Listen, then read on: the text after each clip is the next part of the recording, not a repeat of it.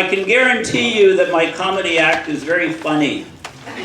You'll be rolling in the aisles, laughing hysterically. How do I know this? Because I posted my act on YouTube about a week ago, and I got over 1,500 views already, and 1 like from my dog. My dog, Sir Isaac Newton, a 4-year-old golden doodle. I named him Newton because he brings order to my universe. Sorry, a physics joke. That's the first and last one, unless things accelerate. I actually brought Newton here tonight to be on stage, but he's banned from the club. He's outside. He took a dump right at the club entrance, and they wouldn't let him in. Newton's turd law. If you smelled something coming in, that was either Newton or the first act. So please check your shoes. I'm serious. I can smell his success still.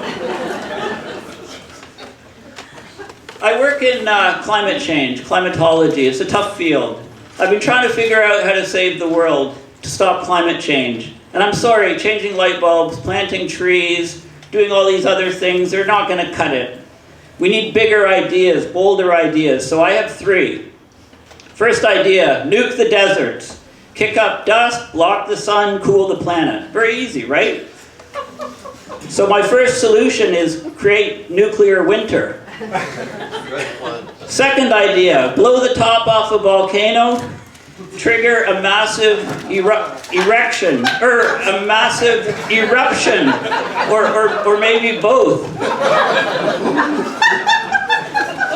Right? Ash fills the sky, sunlight's blocked, temperatures drop. Third idea, sprinkle dust into the ocean. Not fairy dust, right? I'm in science guy. Iron dust. Plankton have an orgy, suck up carbon, greenhouse gases drop, right? Very, very easy. What could possibly go wrong? Go wrong, go wrong. There's a phrase behind every disaster in human history. That's the phrase, what can go wrong? Sorry, word wrong. Maybe I can save the Earth. Maybe I trigger a new ice age. Maybe I do both. It doesn't matter because emissions will go down. Anyway, enough with saving the world. We all have to have our hobbies, our games, our pastimes. So I love my hobbies until they take over my life. And then they're not my hobbies anymore. They're like a second job, unpaid second job. My smartphone is the worst. We all have these devices. Smartphone, dumb Paul. That's the law of conservation of intelligence. Right? Devices get smarter, humans get dumber. My phone knows my passwords. It knows my location, my spending habits. It knows everything about me. The apps are designed by some billionaire psychopath bros to keep me staring at a screen until I keel over exhausted. And my favorite addiction on my phone is online chess. It's often called Blitz or Bullet or Speed. Names like that kind of are a clue, right? No healthy pastime has ever been called Bullet before. Chess is really more addictive than alcohol, tobacco, speed, or sex. Proof, chess addicts never get the sex, right? They're always at the chess club. You play one game, you get an adrenaline rush, and suddenly it's 2:30 in the morning and you're lying in bed thinking, oh no, I hung my queen. Oh, I missed a checkmate in one move. Right? You wake up in a cold sweat. Anyway, I'm very good at chess. I beat Newton 3 games to 2. Right? He's strong in the opening, he's very weak in the end game. Because mostly he eats the pieces in the middle game, so we never get to the end game. Does anybody here play chess? Any challengers? I actually have a pocket chess set in my pocket. Okay, so I'm sure I'll be kicked off when my time's up. I've kind of lost track of time, so you can just start yelling and I'll get off the stage. I don't believe in evolution of the brain. Okay, yes, humans evolved from apes and chimps, at least some of us as I look around. But I'm not convinced we got any smarter. Case in point, just look around the room. No, I mean, you guys seem bright. At least the ones who are laughing.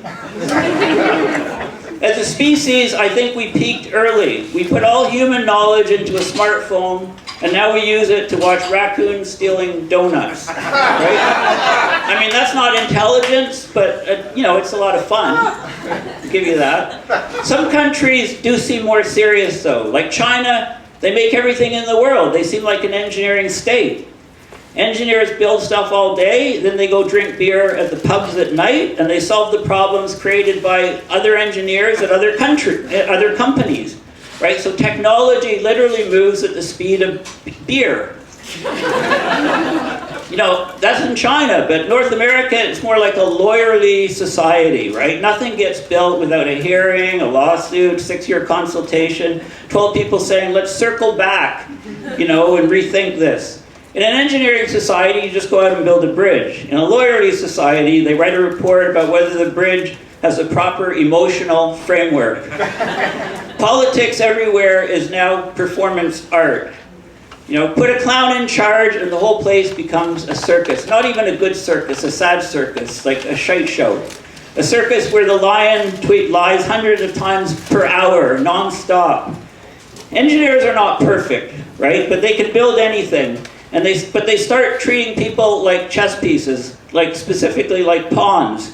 You know, move this one over here. We want to build a bridge or a dam. Let's move 1.5 million people over here. Sacrifice that person.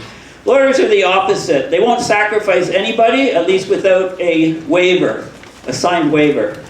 So we're basically run by a world of engineers, lawyers, and clowns, and that explains a lot. Right? You can laugh or you can cry, but crying in a comedy club is illegal. They throw you out immediately. So on your way out, make sure you say hi to Newton and watch where you step. Thank you.